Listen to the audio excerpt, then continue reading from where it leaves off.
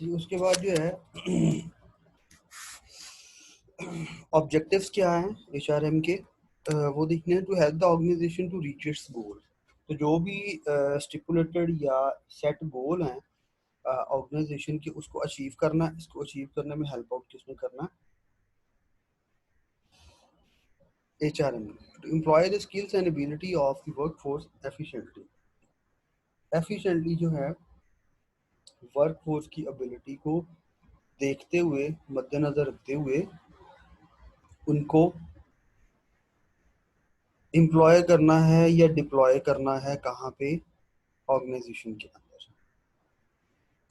ठीक है। To provide organisation with well trained and well motivated employees. तो ये जो रिक्रूटमेंट या सिलेक्शन वाला प्रोसीजर होता है, ये भी एचआरएम ने कंडक्ट करना होता है। तो बेस्ट रिसोर्सेज जो हैं, ह्यूमन रिसोर्सेज हैं, उनको ही इन्होंने एंगेज करना होता है, सेलेक्ट करना होता है for working in the organization. To increase employees job satisfaction and self actualization, stimulate employees to realize their potential. तो उनकी हिम्मत बनानी है, ठीक है, और उनको जो है मोटिवेट करके रखना है, ठीक है, ताकि वो अपनी जॉब से सेटिस्फाई रहें। To develop and maintain a quality of work life. तो ये नहीं है काम 9 से 5 वाली जॉब जो है, आप एम्प्लॉयज़ को 9 to 9 ही इंगेज करके रखें, ठीक है। तो उनकी जो है वर्क लाइफ और वर्क और सोशल लाइफ को आपने बैलेंस करके रखना है, ठीक है। इसके अलावा communicate HR policies to all employees. तो एचआर की जो भी पॉलिसीज हैं, ठीक है, जिनको फॉलो करके या जिनको अडॉप्ट करते हुए एचआर ने अपने सारे काम करने हैं, ये एम्प्लॉयज़ के नोटिस में भी होनी चाहिए। To be ethically and socially responsive to the needs of the society, ensuring compliance with legal and ethical standards. तो जो ethical and social है ना आपके, जिसको बोलते हैं SOPs, उनको फॉलो करते हुए जो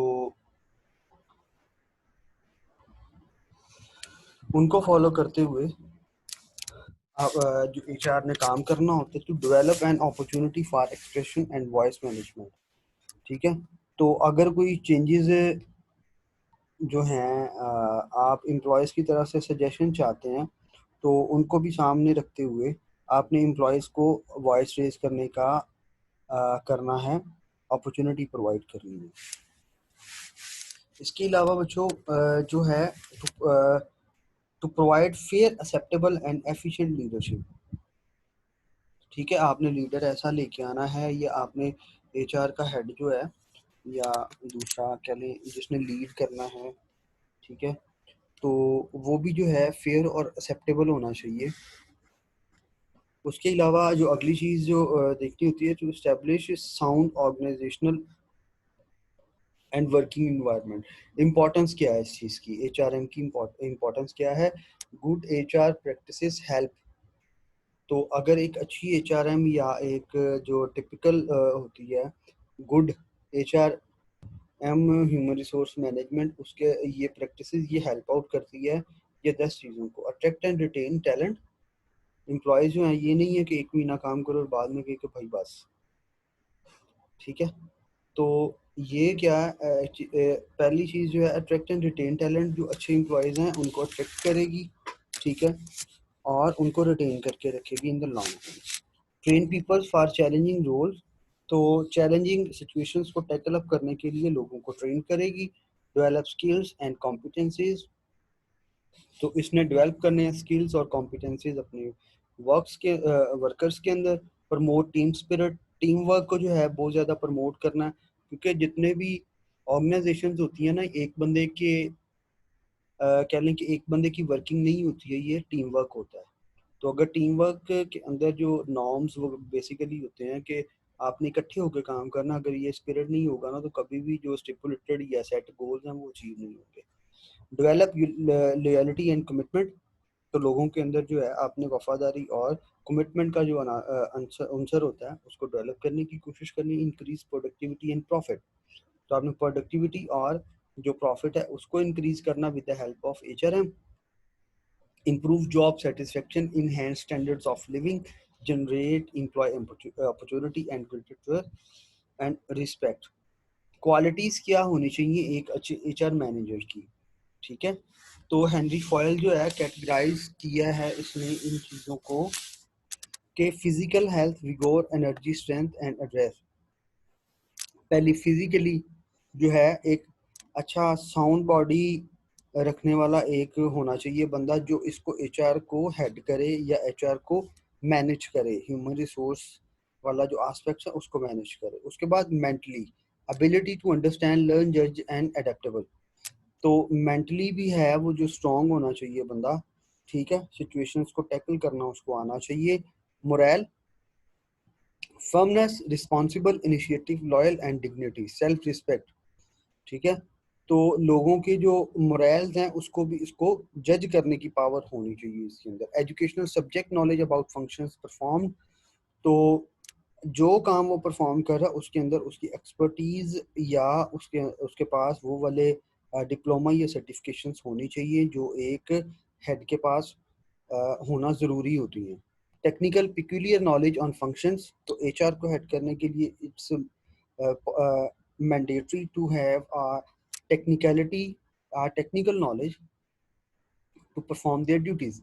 Experience arising from work proper। Other, other के अंदर जो है इसके अलावा जो बाकी ट्रेड्स या करेक्टरिस्टिक्स होनी चाहिए एक एचआर मैनेजर के अंदर। Alert, mentally competent to take quick decision. अब ये नहीं है कि वो रिस्पॉन्सिबिलिटी एचआर मैनेजर की बनती है तो वो सब ऑर्डिनेट के स्पुर्द कर दे कि यार ये तुम्हारी गलती है, ठीक है। और डिसीजन मेकिंग जो है वो आपने जो एचआर मैनेजर है उसने डिसीजन मेकिंग क्विक करनी होती है, जल्द अज जल्दी। ये नहीं है कि अभी जो प्रॉब्लम अराइज हुआ है उसको लेके वो क्या है एक अच्छे वक्त का इंतज़ार करता रहे और सिचुएशन ज़्यादा बिगड़ जाए बाद में, ठीक है। Honesty and integrity, patience, good leader, socially responsible होना चाहिए, गुड कम्युनिकेटर होना चाहिए और कर्टियस, वेल मैनर्ड होना चाहिए, दूसरों के ऊपर मेहरबानी करने वाला होना चाहिए। Environmental factor that affects HRM. जो हमारे वर्किंग इन्वायरमेंट, ठीक है, इन्वायरमेंट के अंदर कौन कौन सी चीज़ें आती हैं, वो इकोनॉमिक हो सकता है, लीगल हो सकता है, टेक्निकल हो सकता है या सोशियो कल्चरल हो सकता है। तो कौन कौन से फैक्टर हैं जो डायरेक्टली एचआरएम को, ह्यूमन रिसोर्स मैनेजमेंट को इफेक्ट करते हैं? पहला तो है इकोनॉमिक इन्वायरमेंट, दूसरा लीगल, तीसरा टेक्निकल इन्वायरमेंट और चौथा है सोशियो कल्चरल इन्वायरमेंट। अगर हम बात करें इकोनॉमिक इन्वायरमेंट की तो उसमें पॉपुलेशन एंड वर्कफोर्स, जितनी राइट साइज ऑफ एम्प्लॉयज चाहिए उतने ही डिप्लॉय करने हैं, ज़्यादा करेंगे तो बर्डन ज़्यादा होगा एचआरएम पे। वर्कफोर्स, मार्केट कंडीशन, तो आपने उनको किस तरह से पे ऑफ करना है, किस तरह से रेमुनरेट करना है। नेशनल इनकम सैलरी स्ट्रक्चर, तो जितना बेसिक पे है उतनी आप उसको दे रहे हैं या नहीं दे रहे। Inflationary pressure and secondly legal environment, no discrimination on sex, ठीक है। मेल और फीमेल के अंदर जो है वो कोई डिस्क्रिमिनेशन नहीं होना चाहिए। At least prescribe percentage of total employ must belong to जो आपके एससी एंड फिजिकल हैंडीकैप्ड, ठीक है। तो उसमें आपने जो जहाँ पे आपके ऐसे वर्क फोर्स या ऐसे एम्प्लॉय चल सकते हैं जो हैंडीकैप्ड हैं, मजदूर हैं, ठीक है, उनको भी अपनी वर्क फोर्स का हिस्सा बनाना है। सेफ्टी वर्किंग कंडीशन, सेफ्टी अब ऐसा नहीं हो कि वही जहाँ पे आप एम्प्लॉयज़ को काम दे रहे हैं तो वो नॉट फिट फॉर या नॉट फिजिबल है। वर्किंग इन्वायरमेंट ऐसा नहीं है जहाँ पे बंदा काम ही ना कर सके, ठीक है। एक सेफ या हेल्दी जो वर्किंग इन्वायरमेंट वो प्रोवाइड करना जो डायरेक्टली एचआरएम को इफेक्ट करेगा। इंडस्ट्रियल रिलेशनशिप, उसके बाद टेक्नोलॉजिकल इन्वायरमेंट, इलेक्ट्रॉनिक कम्युनिकेशन, जिस तरह से ये अब हम कह लें कि आईटी को यूज़ करते हुए डिफरेंट जो है कंप्यूटर्स वगैरह का इस्तेमाल कर रहे हैं। Open door policy, can communicate with anyone in the organization. Open door कि अगर आप किसी के साथ कम्युनिकेट कर रहे हैं, ठीक है, तो प्रॉपरली होना चाहिए वो। Open door policies can communicate with anyone in organization कि आप, ये नहीं है कि आप मैनेजर से डायरेक्ट कांटेक्ट नहीं कर सकते, ठीक है, या एम्प्लॉय के साथ कांटेक्ट नहीं कर सकता। तो ऐसा नहीं होना चाहिए, सारे एक दूसरे के साथ डायरेक्टली या ओपनली जो है कांटेक्ट कर सकें। Global monitoring, virtual office, no central place. उसके बाद socio cultural environment, expectations of society कि इस जॉब से जो है सोसाइटी क्या एक्सपेक्ट कर रही है, एक्सपेक्ट कर रही है social status of the job, कि इस जॉब को सोशली जो है हमारे माशरे में अच्छा समझा जाता है, ये नहीं समझा जाता है। ठीक है, तो ये डायरेक्टली इफेक्ट करती हैं चीज़ें एचआरएम को। Authority structure, workforce mobility and role of labour unions. उसके बाद बेटा ये कुछ चीज़ें आती हैं, future of HRM influencing factors. तो इन फ्यूचर जो है कौन कौन सी चीज़ें जो है इसको एचआरएम को डायरेक्टली इफेक्ट कर सकती हैं, उनमें increasing size of workforce and secondly composition of workforce.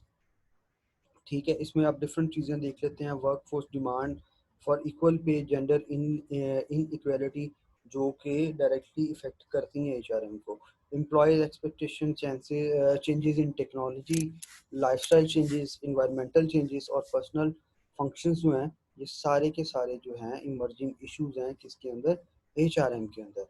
ठीक है, अच्छा जी। उसके बाद प्लानिंग, एचआर प्लानिंग क्या है? According to Geisler, man power planning is the process which includes forecasting, developing, implementing and controlling by which a firm ensure that it has the right numbers of people and right kinds of people at the right place at the right time doing work for which they are economically most useful।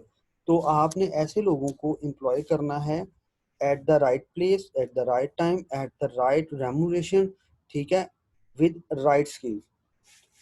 तो एक बंदा जो है, जैसे हमने पहले example coat की है, अकाउंट्स का बंदा है, तो आपने उसको एडमन के अंदर नहीं लगा देना है।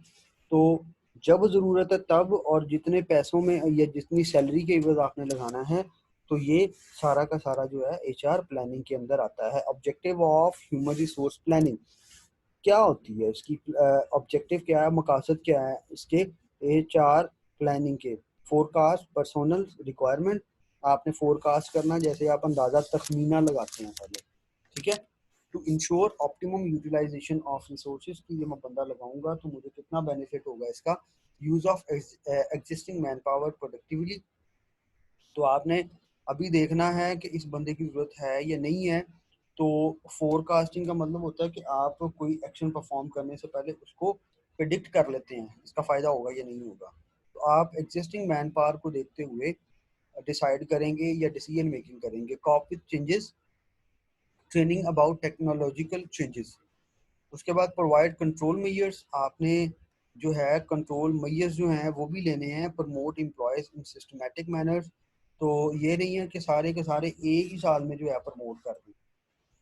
ठीक है, तो ग्रेजुअली आपने अप्रेजल करनी होती है, अप्रेजल के बाद ही आप उनको अकॉर्डिंगली प्रमोट करते हैं। Provide a basis for management development programme to assist productivity bargaining, good deals, to cess cost of man power. उसके बाद इम्पोर्टेंस क्या है इसकी? तो रेजरवायर ऑफ टैलेंट, रेजरवायर होता है जखीरे को बोलते हैं।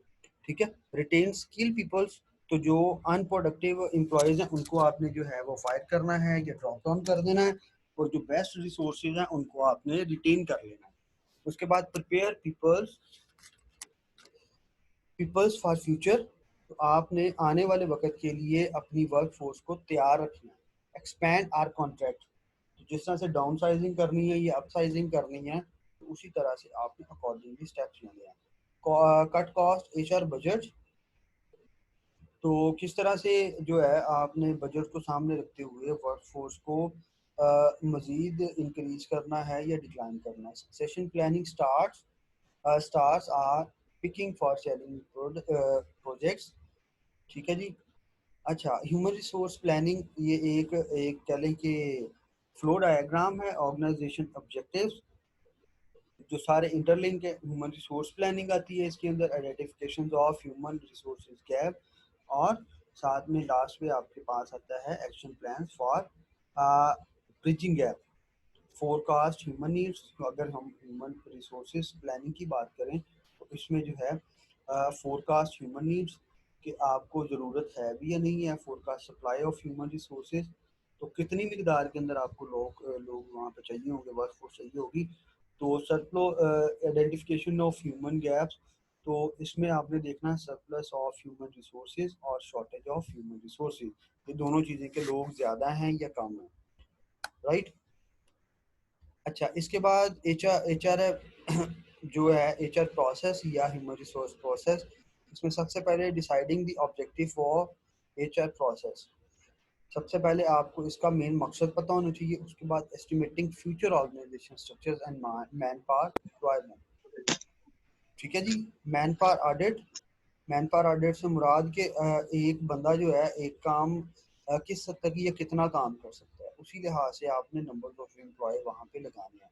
जॉब एनालिसिस करना है और डेवलपिंग ह्यूमन रिसोर्स प्लान, और ह्यूमन रिसोर्स प्लान जो है वो डेवलप करना है। ठीक है, ये उसी के बारे में आगे जो है मजीद जो की गई है यहाँ पे चलें डिटेल वर्जन है उसी चीज़ का। ठीक है जी। ऑब्जेक्टिव में कौन सी, fitting employees ability to enterprise requirement. उसके बाद estimating future organisation structure and man power requirement. उसके बाद मैन पावर ऑडिट के अंदर जो है पर्सनल फैक्टर्स आते हैं, एजुकेशनल ट्रेनिंग्स आती हैं, एक्सपीरियंस एंड स्किल्स आते हैं, एंड दूसरे एड इन्फ्लेशन या सैलरी ग्रेड, डिसिप्लिनरी रिकॉर्ड्स या करियर प्लान, अप्रेजल डेटा या टेस्ट रिजल्ट। जॉब एनालिसिस के अंदर जॉब डिस्क्रिप्शंस आती हैं और job specification. Job description job summary हो गई, ड्यूटी परफॉर्म जो करनी है एम्प्लॉयज ने वो, मशीन टूल्स मटेरियल और वर्किंग कंडीशंस। स्पेसिफिकेशंस के अंदर what type of person to be recruit and for what qualities that person should be tested. तो जॉब स्पेसिफिकेशंस के अंदर कौन कौन सी एक बंदे के अंदर होनी चाहिए, क्या लेकर ट्रेड्स होने चाहिए, खसूसियात होनी चाहिए जो हम यहाँ पे इस जॉब पे लगाएंगे बंदा। ठीक है, ये सारी चीज़ें आती हैं। उसके बाद developing human resource plan, implementation of the findings. Recruitment किस तरह से होनी है, according to H1B, FIPO defined recruitment as the process of searching for prospective employees and stimulating them to apply for jobs in the organization। तो ये देख लें जी, flow diagram बनी हुई है इसकी। सबसे पहले रिक्रूटमेंट प्रोसेस आप जो है करेंगे, स्टेज 1 डिफाइन रिक्वायरमेंट, मुझे कौन सा बंदा चाहिए, कौन से डिपार्टमेंट में बंदा चाहिए, कौन से डिपार्टमेंट के अंदर वर्कर चाहिए। तो उसके लिए मैं क्या करूँगा, सबसे पहले जॉब डिस्क्रिप्शन जो है जिसको जेडीज बोलते हैं, और जॉब स्पेसिफिकेशंस बताऊंगा कि मेरे पास इस क्वालिफिकेशन का बंदा मुझे चाहिए मेरे इस डिपार्टमेंट के अंदर, जो फलां फलां डिप्लोमा या फलां फलां डिग्री होनी चाहिए। स्टेज टू के अंदर जो है अट्रैक्ट पोटेंशियल एम्प्लॉयज़। तो मैं वो जो है जेडीज या जॉब डिस्क्रिप्शन या जॉब स्पेसिफिकेशन जो है उसको पुट कर दूंगा इन फॉर्म ऑफ एडवर्टाइजमेंट, लोगों के पास जॉब एडवर्टीजमेंट होगी। ठीक है। स्टेज 3 के अंदर जो है मैं सिलेक्शन का प्रोसीजर करूंगा, जिसके अंदर जो है जॉब इंटरव्यू या जॉब टेस्ट वगैरह परफॉर्म किए जाएंगे। ठीक हो गया। अच्छा, उसके बाद factor affecting recruitment, internal factor और एक्सटर्नल फैक्टर्स कौन कौन से हो सकते हैं। इंटरनल फैक्टर्स की अगर हम बात करें, कंपनी पे पैकेज। ठीक है, राइट बंदा तो आपने चूज कर लिया, लेकिन आप प्रॉपरली निगोशिएट नहीं कर सके या आप थोड़ी सैलरी ऑफर कर रहे हैं, तो इंटरनल फैक्टर जो है ये रिक्रूटमेंट के प्रोसेस को इंटरनली जो है, या इंटरनल फैक्टर की अगर हम बात करें तो इंटरनल फैक्टर्स में जो पे पैकेज होगा वो इन्फ्लुएंस कर सकता है रिक्रूटमेंट के प्रोसेस को। ठीक है जी। उसके बाद आता है जी, अगर हम एक्सटर्नल फैक्टर की बात करें, उसमें आता है आपके सोशियो इकोनॉमिक फैक्टर्स। ठीक है जी। QWL ऑर्गेनाइजेशन कल्चर, और उसके बाद आता है करियर प्लानिंग, कंपनी साइज। ठीक है, एक छोटी कंपनी है ये बड़ी कंपनी है। उसके बाद करियर प्लानिंग, कि मैं यहाँ पे अपना जॉब यहाँ पे अगर स्टार्ट करता हूँ तो मेरे करियर को लेके ये मेरे लिए अच्छा होगा या नहीं होगा। ऑर्गेनाइजेशन कल्चर क्या है, कंपनी ग्रोथ रेट क्या है, कॉस्ट ऑफ रिक्रूटमेंट क्या है कंपनी की। ठीक है। उसके बाद सप्लाई एंड डिमांड, अगर हम एक्सटर्नल फैक्टर्स की बात करें, एम्प्लॉयमेंट रेट क्या है, लेबर मार्केट कंडीशंस क्या हैं, reservations for SC and ST, और इंफॉर्मेशन सिस्टम। अच्छा जी। उसके बाद अगली चीज़ आती है sources of recruitment. Internal sources यानी कि आप जो है एम्प्लॉयज़ को खुद रिक्रूट कर रहे हैं। ठीक है। एक्सटर्नल सोर्सेज मतलब आप किसी थर्ड पार्टी को जो है वो कर रहे हैं इन्वॉल्व इसके अंदर, या आप थर्ड पार्टी को या किसी रिक्रूटिंग एजेंसी को ये टास्क परफॉर्म जो असाइन कर रहे हैं कि जी वो परफॉर्म करे आपके बिहाफ के ऊपर, जिस तरह से मोस्टली बैंक्स वगैरह करते हैं। ठीक है। और दूसरी जो बड़ी कह लेंगे जिनके पास ये वाला डिपार्टमेंट मौजूद नहीं होता है। और उसके बाद थर्ड वन जो होता है मॉडरेट टेक्निक या वॉकिंग, जहाँ पे डिफरेंट सेमिनार वगैरह या कॉन्फ्रेंसेज होती हैं, डिफरेंट रिप्रेजेंटेटिव आ जाते हैं, तो वहीं पे जो है वॉक इन इंटरव्यूज हो जाते हैं उनके। ठीक है, अगर इंटरनल सोर्सेज की बात करें, transfer, job rotation, shifting from one position to another, promotion के आप लोअर लेवल से या लोअर टीयर से अपर टीयर के ऊपर जो है ट्रांसफर कर देते हैं एम्प्लॉयज़ को। Employees referrals, recommendations from the current employees, या अगर कोई बंदा वहाँ पे ऑलरेडी काम कर रहा है तो उसका आप उसको कर देते हैं कि यार अगर कोई यहाँ पे सीट खाली है तो अगर कोई आपका जानने वाला है तो उसको आप रेफर करें। एक्सटर्नल सोर्स की अगर हम बात करें तो direct recruitment, factory gate, unsolicited unsolicited applications, मतलब आप जो है डायरेक्ट ओपनली जो लोगों से है थर्ड पार्टी की इन्वॉल्वमेंट से आप वहाँ पे एप्लीकेशन रिसीव करते हैं। मीडिया एडवर्टीजमेंट होती है, ठीक है, न्यूज़पेपर के अंदर, या आप जो है न्यूज़ लेटर के थ्रू लोगों को जो है पावर करवाते हैं, लोगों तक पहुँचाते हैं कि यहाँ पे वैकेंसीज हैं। Employment exchange, management consultant, data banks जिनको बोलते हैं थर्ड पार्टी जो मैंने दिया, कैंपस रिक्रूटमेंट या रिकमेंडेशंस, लेबर कॉन्ट्रैक्टर्स, तो आप किसी कॉन्ट्रैक्टर से बात कर लेते हैं कि जी मुझे इतने बंदे इस स्किल्स के चाहिए, तो वो अपने बिहाफ के ऊपर जो उसकी टीम होती है वो आपको प्रोवाइड कर देता है। Consulting encourage the approach personally, ठीक है, जैसे वॉक इन इंटरव्यूज होते हैं, मैंने अभी आपको बताया कि कॉन्फ्रेंसेस वगैरह या सेमिनार्स वगैरह के अंदर जो है head hunting, professional organization search senior executive and advice companies to fill the position, ठीक है।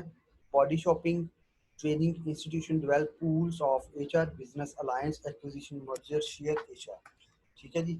उसके बाद एडवांटेज या डिफरेंट एडवांटेजेस हैं इसके, ठीक है, इंटरनल के क्या एडवांटेज है, डिसएडवांटेजेस क्या हैं, एक्सटर्नल के क्या हैं, और एक्सटर्नल के डिसएडवांटेजेस क्या हैं। सिलेक्शन चूज, तो आपने जितना भी पूल क्रिएट किया हुआ है, जितने भी लोग या आपके पास एप्लीकेशन आई हुई हैं, उनमें से आपने best choice on what basis, किस लिहाज से या किस क्राइटेरिया के थ्रू आपने राइट पर्सन का इंतखाब करना है। Selection is the process of picking individual who is relevant qualification to fill job in an organization, तो आपने राइट पर्सन की सिलेक्शन कैसे करनी है। Basic purpose is to choose the individual who can most successfully perform the job from the pool sections of qualified candidates, तो जो पास कर ले, जिस तरह से आप टेस्ट देते हैं, टेस्ट करने के बाद आपका इंटरव्यू होता है, तो टेस्ट तो बंदा तुक्के शुक्के लगा के कर ही लेता है, ठीक है। तो जब वन टू वन या कह लें कि फेस टू फेस जब इंटरेक्शन होना है, अकेले अकेले बंदे का इंटरव्यू करना है, तो उस वक्त जो है मोर प्रिसाइजली आप इस पोजीशन के ऊपर पहुंच जाते हैं कि कौन सा बेस्ट रिसोर्स है आपकी इस स्टिपुलेटेड जॉब के लिए राइट पर्सन की सिलेक्शन में, ठीक है। सिलेक्शन स्टेप, सबसे पहले आप reception, a company create favourable impression from stage of reception, ठीक है। तो सबसे पहले आपने जो है उनको रिसीव इस्तकबालिया या जहाँ से आपने उनकी एप्लीकेशन रिसीव की है, नंबर दो स्क्रीनिंग इंटरव्यू, स्क्रीनिंग इंटरव्यू या जिसको आप बोलते हैं initial interview, pre preliminary interview cuts the cost, allow only eligible candidate to go through the further stage। अब इंटरव्यू करना हर बंदे को 15-20 मिनट या आधे घंटे का इंटरव्यू करना, अब आपको 10 बंदे चाहिए और आपको एप्लीकेशन रिसीव हुई है कितनी, 100, तो 100 में ये आपके लिए फिजिबल नहीं है कि 100 बंदे का इनिशियली जो है आप इंटरव्यू कंडक्ट कर सकें, तो उसमें से आप इनिशियल इंटरव्यू जो है कंडक्ट करेंगे, ठीक है। तो स्क्रूटनी करेंगे, तो उसके बाद जो बेस्ट फिट होंगे उनके जो सिलेक्ट कर लेंगे और उनका ही इंटरव्यू करेंगे। Application blank, brief history sheets of employ background, तो जिस तरह से आप सीवी के अंदर जो है अपने पास्ट एक्सपीरियंसेस ऐड करते हैं, उसी तरह से आपने वहाँ से ब्रीफ हिस्ट्री लेनी होती है एम्प्लॉय के बैकग्राउंड के। Selection test, intelligence test, aptitude, personality, achievements, simulation test, assessment centre, उसके बाद जो है आपने उनका जो है प्रॉपर टेस्ट देना है, एक सिनेरियो बेस्ड जो है वो चीज़ उनके सामने रख देनी है, ठीक है। सिलेक्शन इंटरव्यू, ओरल एग्जामिनेशन, सामने बैठ के जो है इन वन टू वन जो है उनके साथ आपने क्वेश्चंस करने हैं, ठीक है।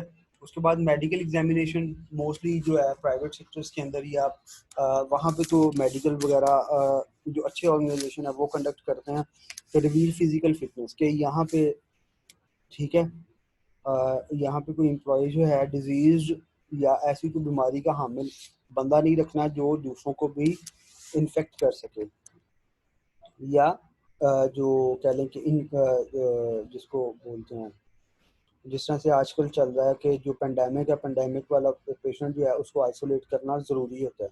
तो ऐसा बंदा नहीं है जो आपने रिक्रूट करना है जो दूसरों की जो है मेडिकल हेल्थ के लिए एक क्वेश्चन मार्क बन सके। Reference check, personal department check, applicants previous job performance through the reference given. तो फिर उसको जो रेफरेंसेस दिए हुए हैं जहाँ पे उसने प्रीवियसली जॉब की है, आपने उसको जो है क्रॉस कांटेक्ट करके वहाँ से भी वेरीफाई करना होता है कि ये बंदा आपके पास काम करता है।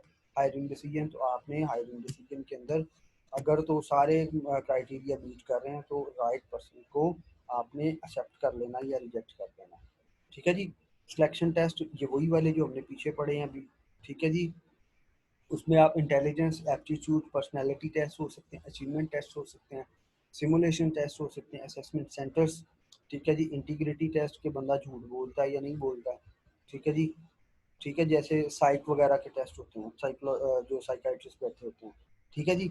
साइकाइट्रिस्ट उनको जो कंडक्ट करते हैं। ठीक है जी। Polygraph, lie detector. ठीक है जी। उसके बाद ग्राफोलॉजी टेस्ट भी होते हैं to examine line, trend, curves, understanding ability, flourishes person, hard working, hand writing and emotional makeup. ठीक है, आपको कुछ सेंटेंसेस वगैरह दिए जाते हैं, ये भी something related to side test होते हैं, तो ये कंडक्ट किए जाते हैं। ठीक है। काइंड्स ऑफ इंटरव्यू होते हैं,